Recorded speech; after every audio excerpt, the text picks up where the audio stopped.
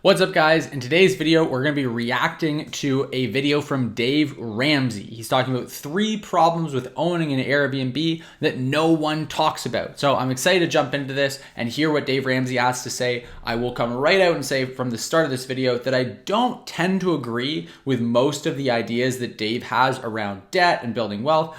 I do understand that it serves a particular niche of people that just should completely avoid debt because they're irresponsible with it and don't understand the difference between good debt and bad debt. But I think for those of us who are looking to build wealth, who are responsible, who are financially literate, who understand investing, and who work with the right mentors and coaches in order to be able to do it properly, I do think that leveraging debt, investing in real estate, and using vehicles like Airbnb are really, really great tools for building long-term wealth. So I both agree with and disagree with Dave on a few different points here. I'm excited to see what his thoughts are on Airbnb. I don't know that he actually hosts on Airbnb, but I'm sure he has talked to other people that have and has some different points he's going to bring up in terms of these 3 problems. So without further ado, let's just go ahead and jump right into it, and I'll see what Dave has to say here.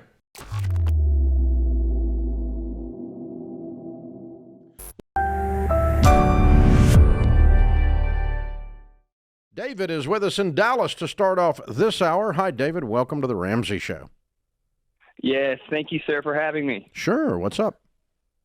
Yeah, so just quick context. My wife and I, when we were engaged, did FPU. That was 6 years ago. We are now $5,000 away from being debt-free, aside from our mortgage. Way to go. Just $5,000.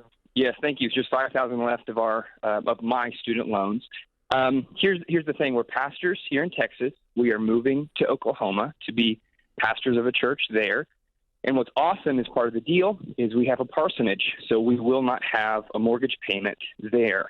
And so my ultimate dream is that we are financially independent from the church. I love the church. I would love to one day not even have to take a paycheck from the church. And so what I'm seeing is our expenses are staying the same. Our income's actually going up a little bit with this move, and I would like to turn my house in Texas into an Airbnb property and hopefully even make income to take one step closer to being financially independent from the church. And so my question really is that a smart move, or should I just sell my home here in Texas, profit, I don't know, the way the market is right now, I can maybe profit 60, 70K, something along those lines from what I've seen.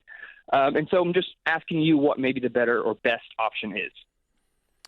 I love your goal, and I don't dislike your plan overall. I would sell the house and move the money to Oklahoma, pile up some more cash, and pay cash for your first rental in your own backyard. Airbnbs have... See... Yeah, that's personally where I would beg to differ. Like if you, I wouldn't necessarily relocate the money over to Oklahoma, like move and have something in your own backyard. I definitely would not pay cash for the property. That's crazy, in my opinion, for someone in this scenario. Yeah, like I would say it does make sense to look at what am I going to do with that. He said $60,000-$70,000. Well, if we keep the money in the property, then we're going to get appreciation on that property. We're going to be paying down equity, like building up equity as we pay down principal on the mortgage. But we're out of pocket, or the property will have to bring that money in through Airbnb. And so I see a lot of people make the mistake of going, well, I already have this property, because they're like, they have a cottage or they're moving and they're just saying, oh, I'll just keep the place that I'm currently living in, and I'll move and then I'll Airbnb out the old place. And just because you own a property doesn't mean it's necessarily actually a good property to Airbnb. So I would treat it as if you were buying that property again, and ask yourself, like, run the numbers on it, run an analysis and go, would I actually buy that property again purely as an investment, as a short-term rental, as an Airbnb? If you wouldn't, then it makes sense to buy a different property where it's going to give you a better overall return. It's going to be a better capitalization on that money that you're putting into the property than if you leave it in that property that you already have.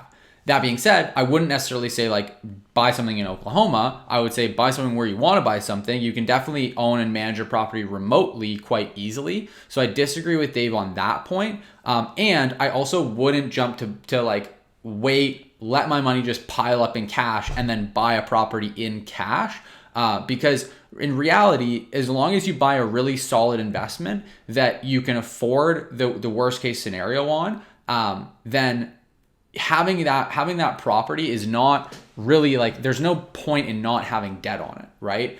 Because realistically, if you're buying a property and let's say you're paying 5, 6, 7% interest on the mortgage right now, then as long as you can exceed that in total ROI, where, with a short-term rental, your total ROI is likely going to be 30% or more if you're buying a good property. If you're looking at appreciation, principal pay down, like equity building, and looking at the cash flow. So you're spending 5, 6, 7 in order to make 30. So that to me is like a no-brainer to do that. And then the other thing you have to consider is cash flow. Even though you're making maybe 30% in total ROI, a portion of that is your appreciation and another portion is principal pay down on the mortgage.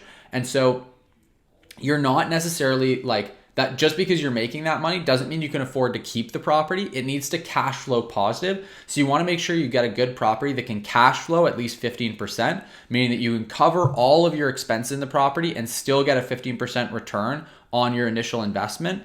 Then it just doesn't make sense to have that property for cash. If you can afford to do it with a mortgage, calculating that in, you have a lot of buffer there. And especially for this guy, where like, even in a worst case scenario, we always look for break even. But like for this guy, frankly, in this specific scenario where he's going to be in a rare scenario where he gets to live in a place where he doesn't have a mortgage, doesn't have a rent payment, anything like that, then it's like, even if he had to pay out of pocket to carry that one property for a little bit, it still wouldn't be the end of the world. Now, again, I still think you should look for break even on cash flow to be your absolute worst case scenario. But for this guy, like, buying a property in cash, I think, is being so risk adverse that you're just leaving a ton of opportunity on the table, because you're trying to avoid the like almost like it's like a 0.1% level of risk. And that risk, that worst case scenario, still isn't even that bad. It's not like if that 0.1% came true, he would lose the property and like, go bankrupt. It still wouldn't even be that bad of a situation for him. So I personally just think that like avoiding debt on this type of purchase is like way, way overly risk adverse. So that's my thoughts. Two problems that all the people that talk about how much money they make with them don't bring up. They have 3 problems that people don't bring up. Problem number 1, there's a ton of hassle, a lot of details, a lot of work involved in getting the people in, getting them out, getting them cleaned, all that kind of stuff. Like probably 25x a normal rental, because you'll have multiple renters in a single month, right? And so you've got maid service, you've got a higher level of maintenance, you've got a lot of work involved in managing and messing with them. Okay, so a lot of hassle. Could I speak?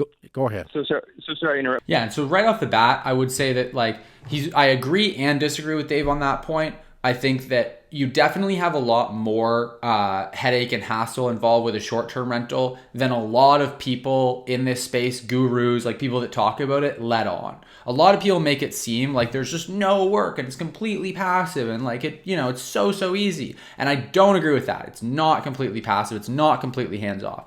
But on the other hand, I think what Dave's saying here is there's like a ton of work. It's 25x. And it's like really what I don't agree with is that it's like completely passive right off the get-go. Can you make it passive? Can you put in work initially to build the teams and the systems so that it can be hands-off for you? Absolutely. Can you, instead of that, pay to have a property manager if your property is like, if the margins support having a property manager, and have it be just as hands-off as a long-term rental? Absolutely. So you definitely can. There's 2 different avenues, either putting in the sweat equity to build your own teams and systems so that you can have it be hands-off and have it be quite passive, or you can pay to have a property manager so that it becomes really passive for you.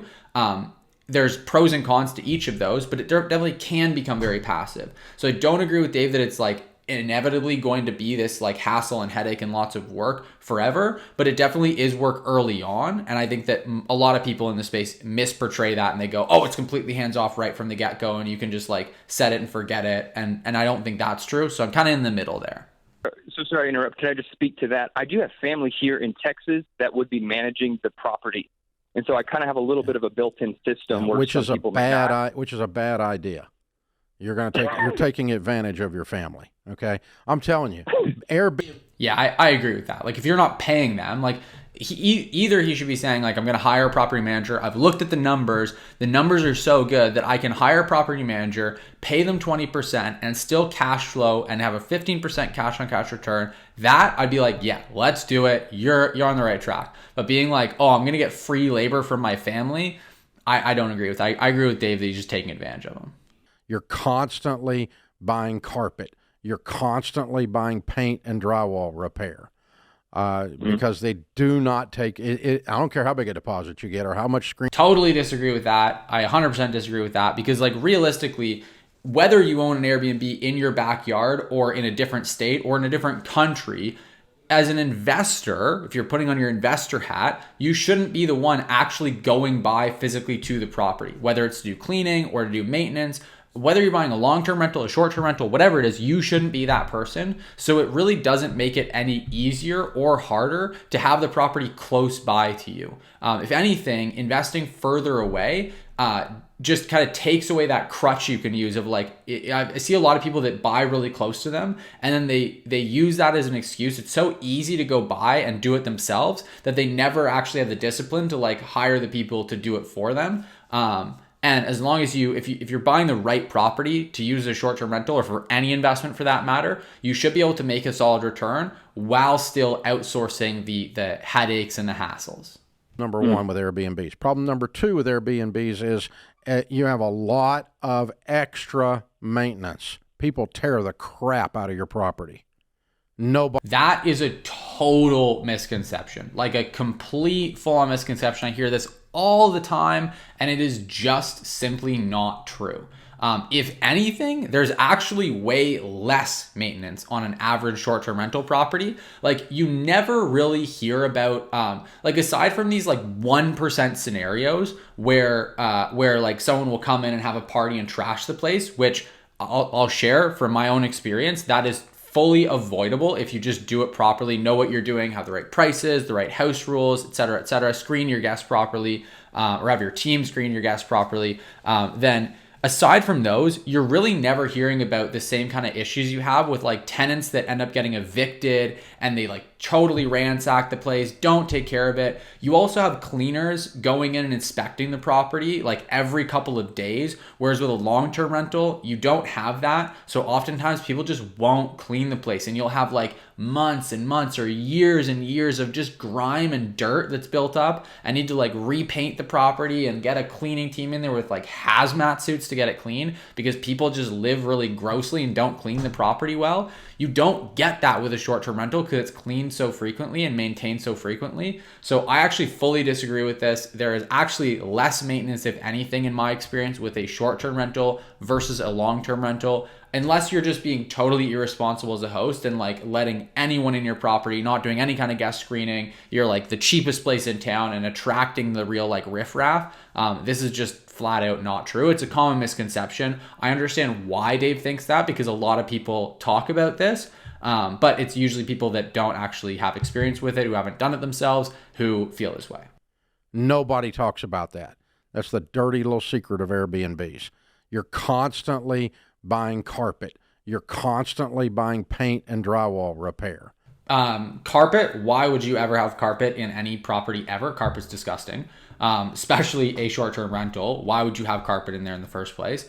Have like a nice, easy to clean, durable floor. And then no, you're definitely not repainting often. You're definitely not replacing drywall often. Like the only time I've ever had to replace drywall in a short-term rental is we have one property where in the basement there's like a swing.